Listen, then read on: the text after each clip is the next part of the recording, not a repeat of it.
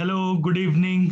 मुझे उम्मीद है आप सभी को जो हमारी वीडियो सीरीज ऑब्जेक्टिव है वो आप लोगों को डे वन क्लियर हुआ होगा, सबको कोई प्रॉब्लम नहीं आई होगी, क्योंकि मुझे कोई कमेंट बॉक्स में ऐसा कोई मैसेज नहीं आया है जिसमें आप लोगों को कोई डिफिकल्टी के बारे में पता चला हो। तो चलिए आज फिर से डे टू के बारे में फिर डिस्कस करते हैं। मैंने फिर लास्ट क्लास में कहा था आप लोगों को कि मेरा काम है बेसिक लेवल से लेके जीरो लेवल से लेके सीबीएसई जहां तक जा सकता है उस लेवल तक पहुंचने के लिए। तो आज भी हम, क्योंकि day one day two day three ज्यादातर यही रहेगा कि बेसिकली ऑब्जेक्टिव जो क्वेश्चंस है वो बेसिकल ही रहेंगे, बेसिक जितने क्वेश्चंस है वही रहेंगे जो डेफिनेशन टाइप के। तो आज भी शायद हमारा कुछ ऐसा ही रहेगा, देखते हैं क्या कैसे क्वेश्चंस आते हैं आप सभी के साथ। चलिए स्टार्ट करते हैं। पहला question, a square matrix B is Bij m cross m is said to be a diagonal matrix। तो सबसे पहले मैं यहाँ पे आप लोगों को क्लियर कर देता हूं कि डायगोनल मैट्रिक्स क्या होते हैं। डायगोनल मैट्रिक्स वो मैट्रिक्स होते हैं जो सबसे पहली कंडीशन है कि डायगोनल स्क्वायर होने कंपलसरी है। जो मैट्रिक्स स्क्वायर होंगे वही डायगोनल मैट्रिक्स होंगे और डायगोनल एलिमेंट उसके पास होगा। बाकी जितने भी नॉन डायगोनल एलिमेंट्स हैं वो जीरो होंगे। ये डायगोनल मैट्रिक्स के डेफिनेशन है। तो चलिए स्टार्ट करते हैं। All its diagonal element are non zero. देखिए ऑल इट्स नॉन डायगोनल बिल्कुल करेक्ट है यहां तक, that is B J I is equal not equal to zero, I not equal to J. बेटा अगर I not equal to J है इसका मतलब वन ए वन टू की बात कर रहा है, ये ए वन टू की बात कर रहा है। A one two non zero होना चाहिए, लेकिन यहाँ पे जो कह रहा है ए वन टू हमारा जीरो होना चाहिए, ये नॉन जीरो है। इसका मतलब incorrect option. All its diagonal element are zero, ये तो पहले से ही इनकरेक्ट है। All its non diagonal element are zero, B I J is equal to zero when I not equal to J. I not equal to जे मतलब अगर ए one to है वो जीरो के इक्वल होगा, तो बिल्कुल करेक्ट है सी ऑप्शन। डी तो नन ऑफ द अबव हो ही है ही नहीं यहाँ पे। तो मेरा जो करेक्ट आंसर है फर्स्ट पार्ट का, that is C part, all its non-diagonal element are zero, that is Bij when I not equal to j। चलिए आगे चलते हैं क्वेश्चन नंबर टू पर। मुझे उम्मीद है कि आपको क्वेश्चन नंबर वन समझ आया होगा, अगर नहीं समझ आया मैं फिर से एक बार बता देता हूं। डायगोनल मैट्रिक्स वो मैट्रिक्स होते हैं जिनके मेन डायगोनल पे एलिमेंट होंगे, बाकी सब पे जीरो होंगे। तो वही कह रहा है all its non diagonal element. Non diagonal element की बात क्या है, ये नॉन डायगोनल है, that is non diagonal element, ये जीरो के इक्वल नहीं है, ये करेक्ट इनकरेक्ट है। चलिए, if the diagonal element of a diagonal matrix are all equal then this matrix is called। अभी मैंने आप लोगों को डायगोनल एलिमेंट के बारे में बताया है। डायगोनल एलिमेंट यहाँ पे क्या होते हैं, डायगोनल एलिमेंट मैंने यहाँ बताया one two three, all elements other than this is zero, इसको हम डायगोनल मैट्रिक्स बोलते हैं। अब क्वेश्चन में थोड़ा सा इन्होंने अलग से एक बात बोली है। वो ये कहना चाह रहा है इस क्वेश्चन में कि if the diagonal element of a diagonal matrix are all equal, ये सब इक्वल हैं। सपोज यहाँ पे इस तीनों की वैल्यू है 8 8 8, तब ये क्या होगा, तब ये स्केलर मैट्रिक्स होगा। स्केलर मैट्रिक्स क्या होते हैं, जिनके मेन डायगोनल के element same through out same होते हैं, उसको हम स्केलर मैट्रिक्स बोलते हैं। ये भी क्वेश्चन मुझे उम्मीद है आप लोगों को क्लियर होगा। चलिए आगे बढ़ते हैं क्वेश्चन नंबर थ्री पे। If matrix has all its element zero then matrix is called. सारे एलिमेंट जिस मैट्रिक्स के जीरो हैं उस मैट्रिक्स को हम नल मैट्रिक्स या फिर जीरो मैट्रिक्स बोलते हैं। मैंने पहले भी कहा था बेसिक डेफिनेशन लेके ही हम आगे चलेंगे। चलिए आगे चलते हैं नेक्स्ट क्वेश्चन की तरफ। If A i j m cross n is a square matrix. अब यहाँ पे स्क्वायर मैट्रिक्स की बात हो रही है। स्क्वायर मैट्रिक्स से मुझे एक बात समझ आती है, स्क्वायर क्या होते हैं, जिसमें number of rose and number of column equal होंगे। तो अगर मैं यहाँ पे देखता हूं 1 2 3 4, एम क्रॉस एन इसका ऑर्डर है, इसका मतलब एम और एन इक्वल है। अगर एम और एन इक्वल है तो ही मैट्रिक्स स्क्वायर मैट्रिक्स होगा।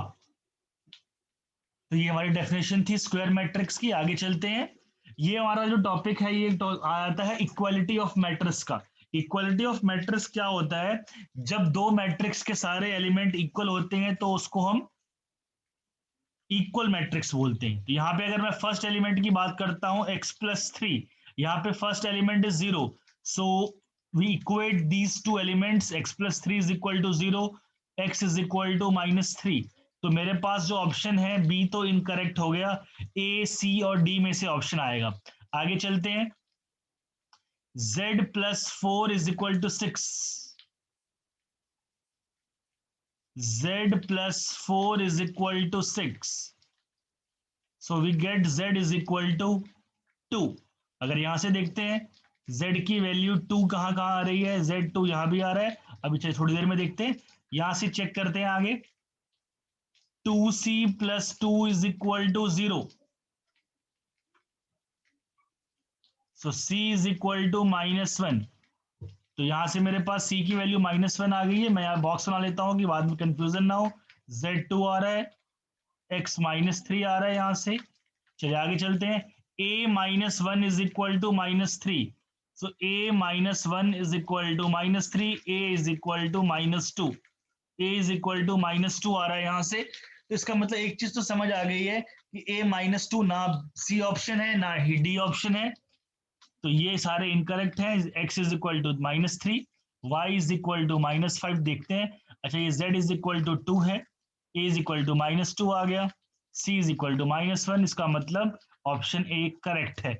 इस तरीके से आप वैल्यू फाइंड कर सकते हैं। अगर मैं इन दोनों को इक्वेट करता हूं यहां से, b -3 is equal to 2b + 4, so b is equal to -7।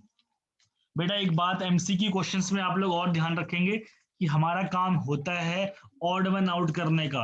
मतलब जो हमें ऑप्शन नहीं चाहिए उसको हटाओ, इससे आपके क्वेश्चन जल्दी सॉल्व होंगे। हमारा काम ये नहीं है कि आप सारी ये वैल्यू आप फाइंड करते रहिए, वो नहीं करने की जरूरत नहीं है। आप लोगों को सिंपल करना क्या है कि कोशिश ये करिए कि मुझे जितना जल्दी से जल्दी हो मुझे आंसर मिले। चलिए आगे चलते हैं। नेक्स्ट क्वेश्चन सेम टाइप का क्वेश्चन है, the value of a b c d. आप देखिए जब भी क्वेश्चन को सॉल्व करें ना, आप एक चीज थोड़ा ध्यान में रखें कि यहाँ पे देखिए अगर मैं एक ही दो चार वैल्यू चेक कर रहा हूँ, उसका मतलब दो एक जैसी हैं दो अलग है। तो जहां तक मुझे उम्मीद है कि या तो आंसर 1 1 होगा या 2 4 होगा। चलिए इक्वेट करते हैं यहां से। सबसे पहले अगर मैं यहां से करता हूं, इन दोनों को इक्वेट करता हूं, so 5c minus d is equal to 11। Similarly 4c plus 3d is equal to 24। इसको मैं 3 से मल्टीप्लाई कर देता हूं, तो 5 3 is 15c into 3d is equal to 33। दोनों को ऐड करते हैं, 15 plus 4 19, c is equal to 57। तो c इज इक्वल टू 3। यहां से मेरे पास c की वैल्यू 3 आ रही है, c की वैल्यू 3 मैं यहां पुट करता हूं, 5 3 is 15 minus d is equal to 11 minus d is equal to -4, d is equal to 4। C 3 आ रहा है, डी 4 आ रहा है। अब यहां से ए और बी की वैल्यू फाइंड करनी है हमें। हम यहां से करते हैं, 2a plus b is equal to 4। Similarly a minus 2b is equal to -3। इसको 2 से मल्टीप्लाई कर देते हैं, so 2a minus 4b is equal to -6। Subtraction कर देते हैं दोनों तरफ, so 5b is equal to 10। We got b is equal to 2। Similarly b is equal to 2 put करते हैं, so 2a plus b is equal to 2 मैं यहां put कर रहा हूं, 2a plus 2 is equal to 4, a is equal to 1.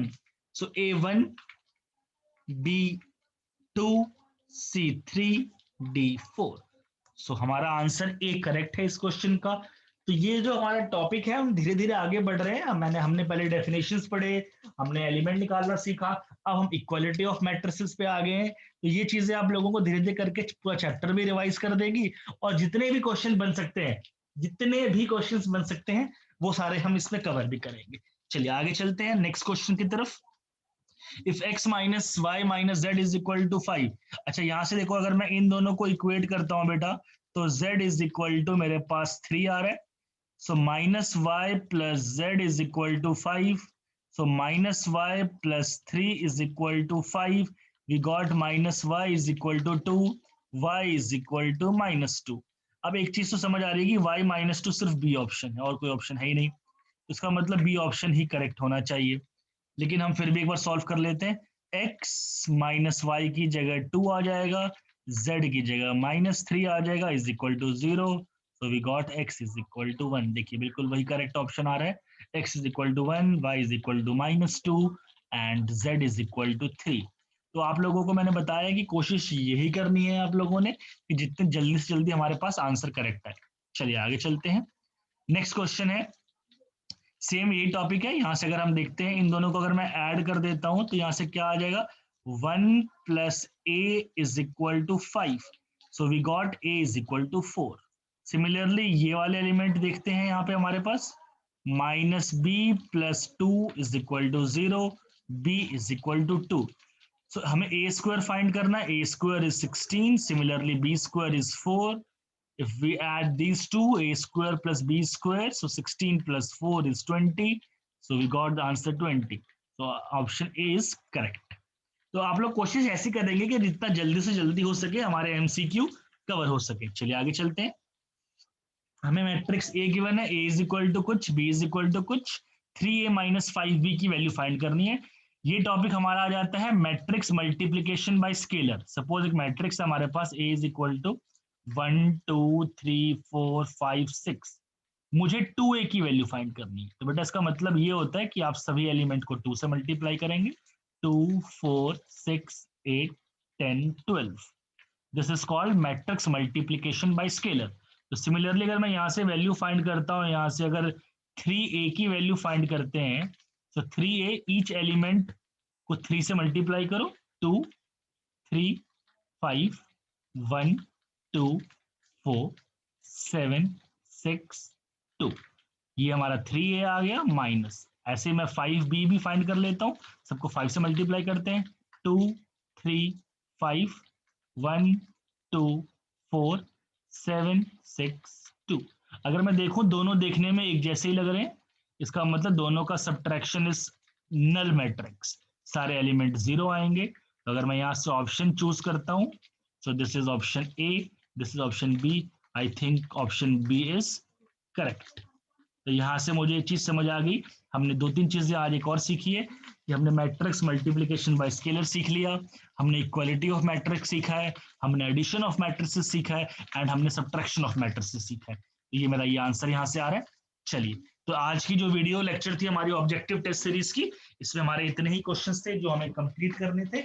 मुझे उम्मीद है आप लोगों को ये कंसेप्ट जो मैंने स्टार्ट किया है वो अच्छा लग रहा है। आप मुझे कमेंट करिए अगर आपको कहीं भी प्रॉब्लम आ रही है। फिर हम जो नेक्स्ट क्लास है, मुझे उम्मीद है 1 से 2 क्लास हमें और लगेंगे बेसिक कवर करने के लिए, फिर हम आएंगे सीधा हॉट्स क्वेश्चन पे। Thank you.